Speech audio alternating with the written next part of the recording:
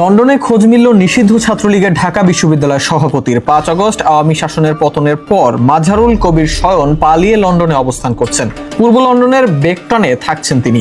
তার সঙ্গে ঢাবির বিভিন্ন হলের কয়েকজন নেতাকর্মীও রয়েছেন। ঢাবি ছাত্রলীগ সংশ্লিষ্ট সূত্র জানায়, শেখ হাসিনার সঙ্গে দেশ ছাড়তে না পারলেও পরে সুযোগ পেয়ে পালিয়ে গেছেন মাজহারুল কবির শয়ন। তার সঙ্গে পালিয়েছেন ঢাকা বিশ্ববিদ্যালয়ের বিভিন্ন হলের কয়েকজন সভাপতি ও নেতাকর্মী। 24-এর গণঅভ্যুত্থানে ঢাকা বিশ্ববিদ্যালয়ের সাধারণ শিক্ষার্থীরা আন্দোলনে স্বতঃস্ফূর্ত অংশ নিলেও সে সময় শয়ন দাবি করেছিলেন, আন্দোলনে ছাত্রদল ও ছাত্র শিবিরের কর্মীরাই বেশি এবং সাধারণ শিক্ষার্থী কেবল 20%। তিনি বলেছিলেন, রাজু ভাস্কর্যে যারা আন্দোলন করেছিলেন তারা নাকি বিনা উস্কানিতে ছাত্রলীগের উপর হামলা করেছিলেন। সে সময় বিভিন্ন গণমাধ্যমে মাজহারুল কবির শয়ন বলেছিলেন, ছাত্রলীগ ফু দিলে 5 মিনিটেও দাঁড়াতে পারবেন না আন্দোলনকারীরা। মাজহারুল কবির শয়নের এমন কথায় আরো ফুঁসে ওঠে